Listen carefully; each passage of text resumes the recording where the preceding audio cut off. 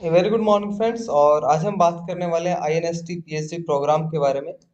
Generally I think आप लोगों ने ये जो वर्ड है आईएनएसटी शायद नहीं सुना होगा, क्योंकि जब आप फार्मा की बात करते हो तो आप mainly Jamia, Punjab university, BITS, NIPERs, ICT Mumbai, इन सब की बात करते हैं। Where ICT is an another institute that is of and DST. और ये जो है आपको एक ऑटोनॉमस इंस्टीट्यूट है। इसके बारे में आप अभी आने वाली स्लाइड्स में देखेंगे। तो इसका जो पीएचडी प्रोग्राम है 2023, इसके लिए फॉर्म आउट हुए। And the most important thing कि इसमें गेट क्वालिफाइड और जीपैट क्वालिफाइड दोनों लोग अप्लाई कर सकते हैं। और ऐसा कोई क्राइटेरिया नहीं है कि इसमें जिसने एम फार्मा किया है उसका गेट या जीपैट क्वालिफाइड है, वो सूटिक से है तो अप्लाई नहीं कर पाएगा, फार्माकोलॉजी से है अप्लाई नहीं कर पाएगा। वो अप्लाई कर सकता है, केमिस्ट्री से है तब भी वो अप्लाई कर सकता है। बहुत अच्छा यहाँ पर केमिस्ट्री का भी काम होता है।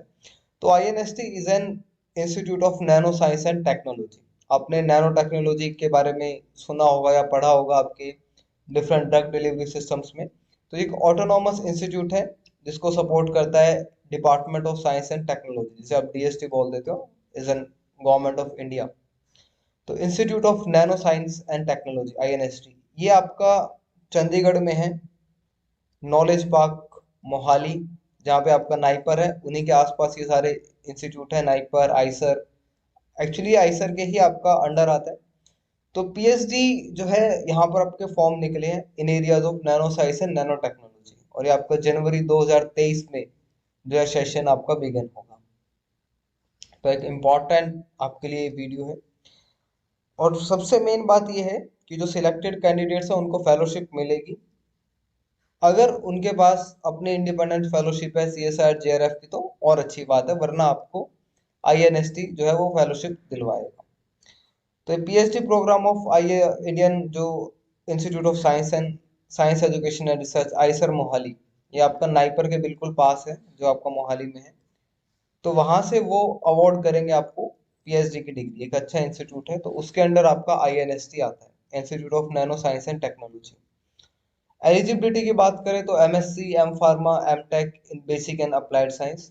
और इसमें जो आपके फाइनल ईयर में स्टूडेंट्स अपीयर हुए हैं वो भी एलिजिबल हैं और अप्लाई कर सकते हैं, अगर इनका डेट ऑफ ज्वाइनिंग तक जो है वो रिजल्ट आ जाता है, मीन्स जनवरी में रिजल्ट आ जाता है, तब तक वो ज्वाइन कर सकते हैं। क्वालिफिकेशन आपका एटलीस्ट एक नेशनल एग्जाम क्वालिफाइड चाहिए, चाहे वो गेट हो, सीएसआर, यूजीसी नेट हो, जेस्ट हो, जेबिल्स हो, टिफर हो, ICMR JRF, DBT JRF, DST inspire हो, या फिर आपके पास जीपेट हो।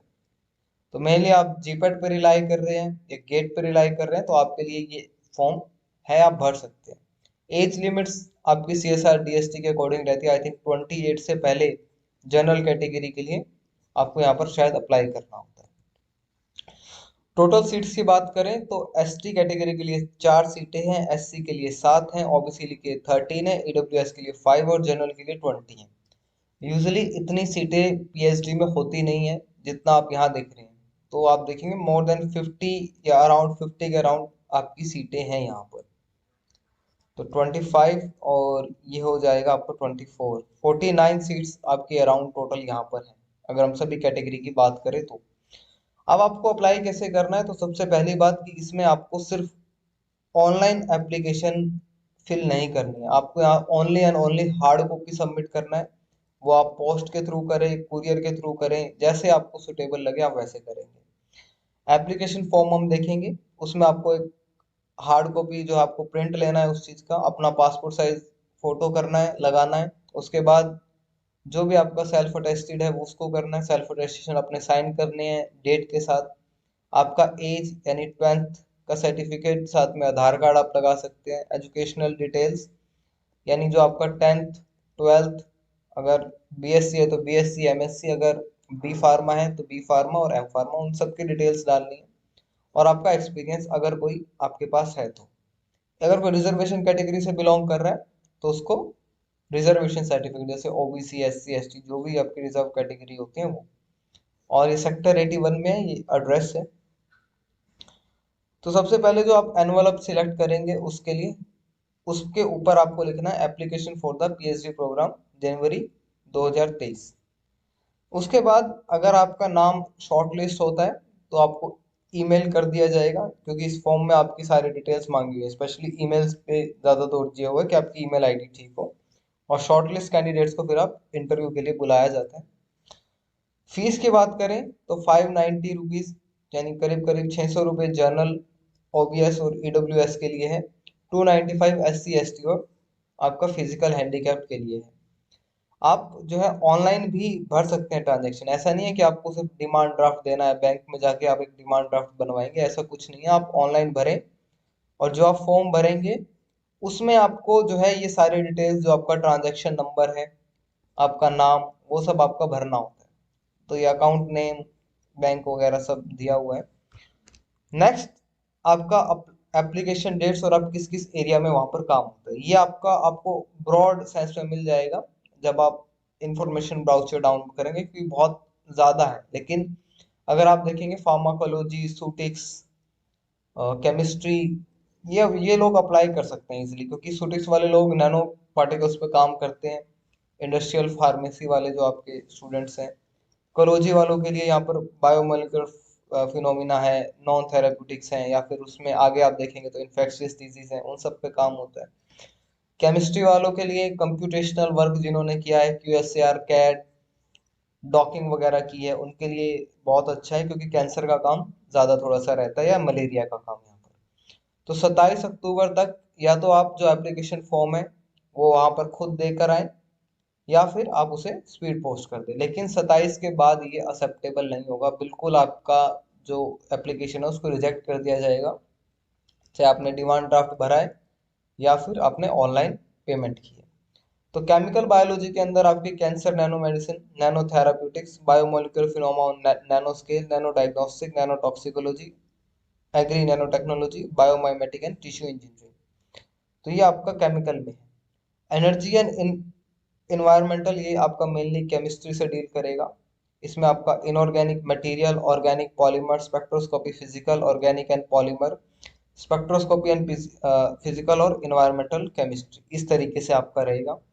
वहीं क्वांटम में आप देखेंगे computational, computation chemistry, computation biology and biophysics, और आपका aspect of material and device physics. तो आप ऑलमोस्ट हर फार्मा की फील्ड को कवर करता है। यहाँ पर एक चीज और है, जो इंडिविजुअल फेलोशिप वाले लोग हैं, जैसे सीएसआर या आईसीएमआर, डीबीटी, जेआरएफ वाले लोग हैं, इनको थोड़ा सा ज्यादा प्रेफरेंस मिलता है, क्योंकि उनके पास अपनी फेलोशिप है और यूनिवर्सिटी की जो भी इंस्टीट्यूट है उसकी रैंकिंग को भी ज्यादा बेनिफिट मिलता है, और कुछ एनुअल ग्रांट भी मिलती है। तो वो आपका इस तरीके से रहता है।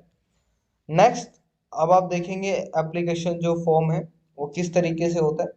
तो आपको सबसे पहले यहाँ पर क्लिक करना होता है, इसमें आपको कि कौन सी यूनिट है, आपको क्या करना है। जो भी आप यहाँ पर देख रहे हो, ये आपको आपको बताना है कि केमिकल बायोलॉजी में अप्लाई कर रहे हो, एनर्जी एंड क्वांटम में, और मेडिकल डिवाइस, क्वांटम मटेरियल या डिवाइस में। उसके बाद आपको अपना फोटो लगाना है, नाम लिखना है, date of receipt of application लिखना है, ये ऑफिस यूज के लिए है, अपना नाम, father's name, mother's name, gender, marital status, वो सब।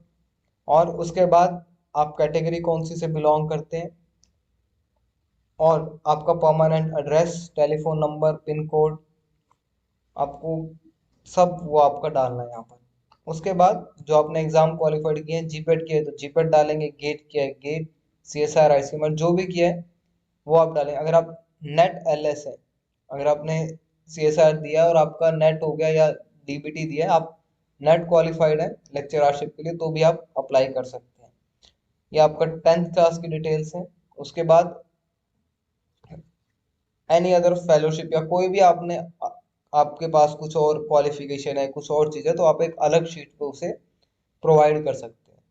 यहाँ पर आप मेंशन भी कर सकते हैं और प्रोवाइड भी आप अलग से एक शीट अटैच कर सकते हैं। उसके बाद रिसर्च या इंडस्ट्रियल एक्सपीरियंस, आपने पहले कहीं जॉब किया है, कोई टीचिंग का काम किया या कहीं और इंडस्ट्री में काम किया, वो सब आप दे सकते हैं। 2 रेफरेंस जिनके अंदर आपने काम किया है, तो आपके जो गाइड रहे होंगे उनका आपको यहाँ पर रेफरेंस देना है। फिर उसके बाद डिक्लेरेशन, और आपका ये जो भी आपने चीज़ें यहाँ पर लगाई हैं, photograph, application fee, transaction detail, date of birth, self attested degrees, marksheet, जो आपने नेशनल लेवल एग्जाम क्वालिफाइड किया उसकी photo copies, reservation categories, experience certificate, वो सब आपको लगाना है यहाँ पर। उसके बाद ये आपका फीस ट्रांसफर की डिटेल है, candidate name, transaction ID, date of fee, कब आपने ट्रांसफर किया, कितना अमाउंट किया, पर्पस आपको यही सब लिखना है। तो आपको इसको एक पूरा अच्छे से एक एनवलप में पैक करके प्रोफेशनली तरीके से भेजना है। ऊपर आपको लिखना है एप्लीकेशन फॉर पीएचडी सेशन, जो आपका 2023 का है, ये आपको एनवलप के ऊपर लिखना है। So I hope this information is enough for this form. Thank you so much. All the best. You can subscribe the channel.